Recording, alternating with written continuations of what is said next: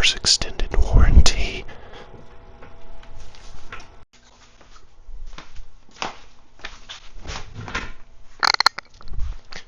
Now that I have your attention, I wanted to make a little video doing some track prep for the car.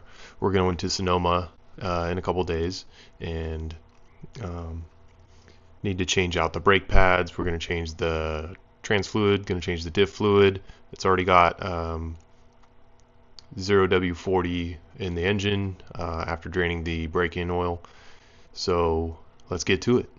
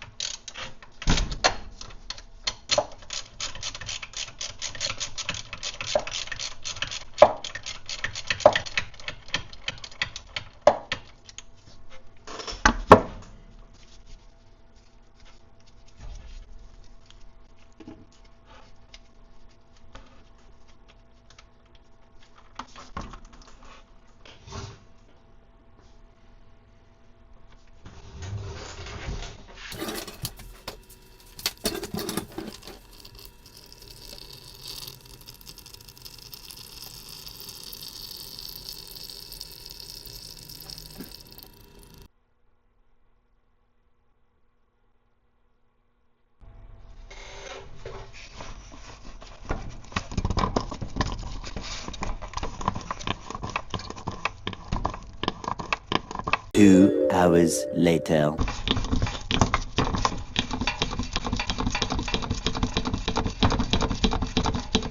Oh, we did it.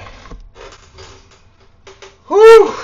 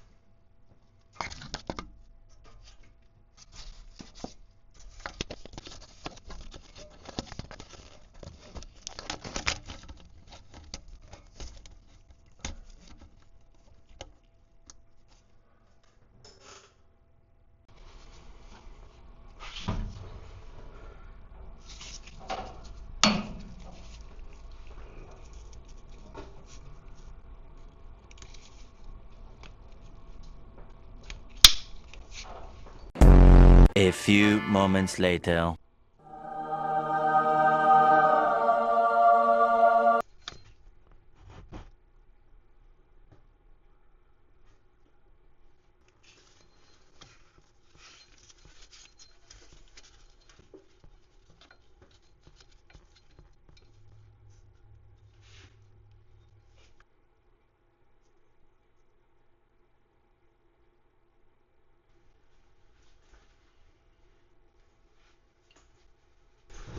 Alright, so I did a quick YouTube search and found another person who had a later model Z with the rear facing setup like this one, and he popped out that little threaded fitting from the diff, and it definitely lets it flow a little bit better. One thing to make sure you do is to fully remove the fill plug. That way air can come in and allows the fluid to stream out of the bottom a lot smoother. You could tell in his video that he still had the drain plug, or so the fill plug in, and it causes the fluid to like gurgle and like pulsate, which can definitely cause a little bit bigger of a mess versus how you see how it's streaming out nice and smooth. And even when it was flowing a lot more, it comes out a lot smoother that way. So just quick tip for anyone who's going to be doing this.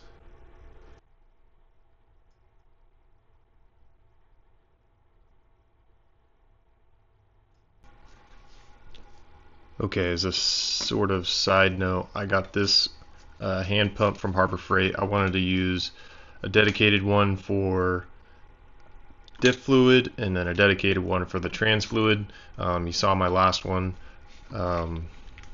that's already, you know, full of ATF. So since I'm also doing my buddy's car in the near future, I figured why not just have, you know, dedicated ones for each.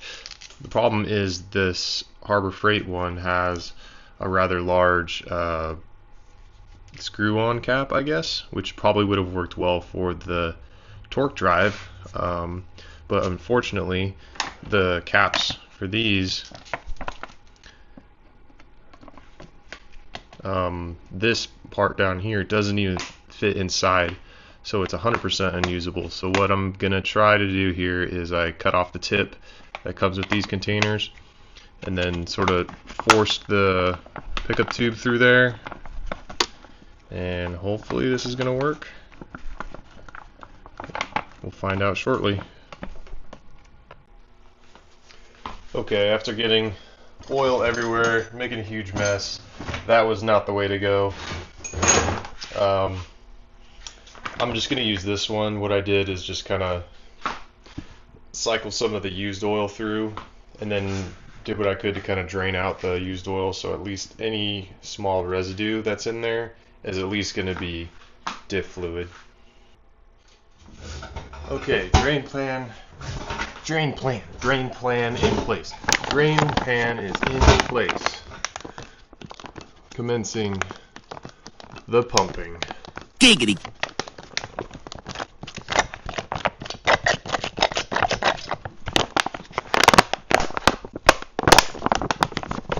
Oh no, I knocked the fucking pickup tube off the thing inside this damn thing. Ugh.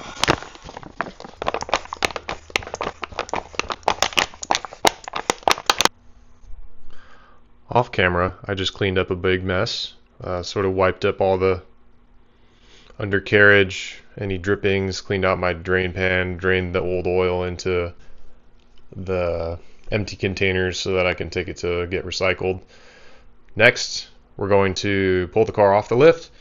I live on a court. I'm going to drive in, I don't know, 5 circles to the left, 5 circles to the right, pull it back on the lift, and check the diff fluid level to make sure that it's still okay.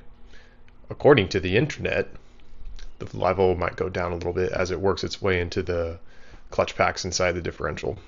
So we'll see.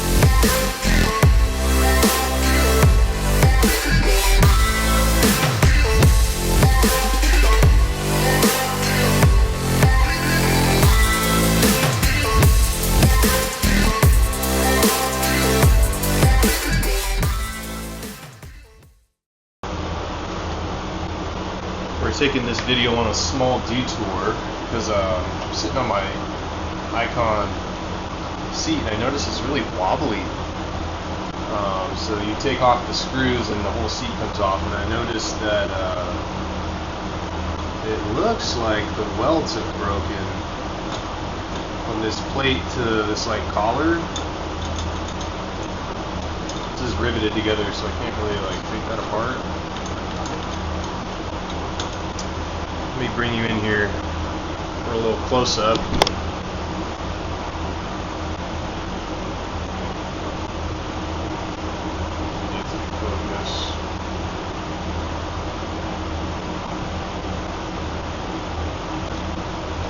But yeah, it seems like the welds are broken, so maybe later I'll, I don't know, try to re-weld that.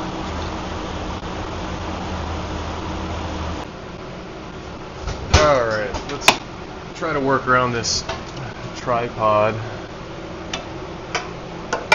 and see what the level's at.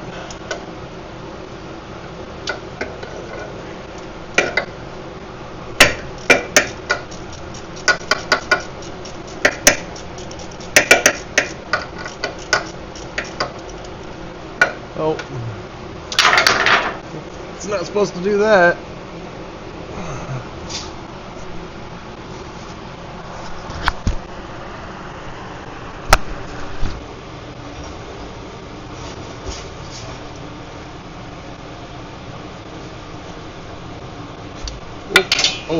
Oh my goodness. Well, it's not dripping, so I guess it does take a little bit extra now that kind of took the car around, a few circles. So, or you know what? Shoot, it is dripping now.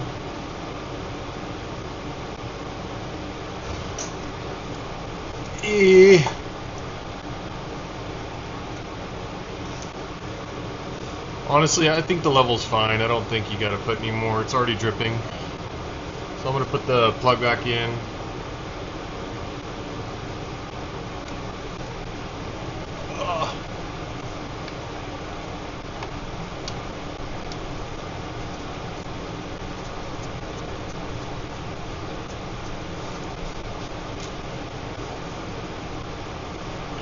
It's been, sounds like this myth's been busted. Busted that myth. I need to re-glue my 10mm Allen socket back together. I don't know how or why it came out. Alright. I don't know the torque spec offhand. I'm guessing either 18 foot-pounds or 25 foot-pounds. I'm just going to snug it up. There's paint marks on it, so I'm guessing that's how it was done before.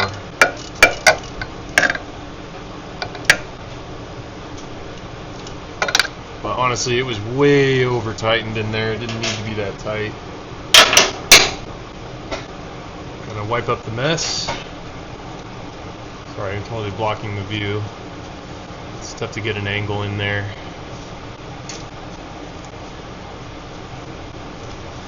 Alrighty. Looks good. And just in time, it looks like my little battery, or my light battery, is low.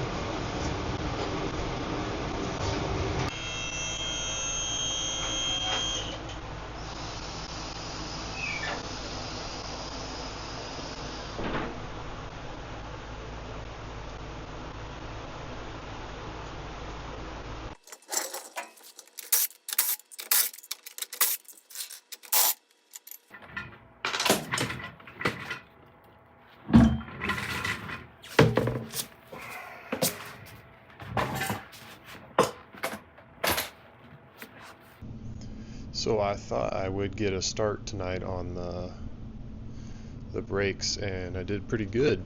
But on the first one, I can't get the rotor off. That shit's like frozen on there, and I don't want to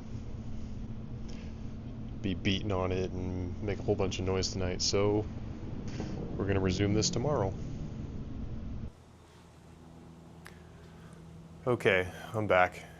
It's the next day. I didn't record doing the brakes. I feel like there's probably plenty of how-to videos on how to swap pads, swap rotors or stuff. I ended up breaking that rotor loose using I don't know, it's laying around some here, pry bar, and putting it between the spindle, and there's like these big meaty chunks behind the rotor, and just prying, on that spot rather than beating the shit out of it with a, metal mallet or the dead blow. I have a small dead blow. It's not really enough to break it loose, but that ended up working out all right. So, trying to think what else there is to do. Do any of you get that feeling before you go into a track day like there's something you're forgetting? I always have that feeling, especially since it's been so long.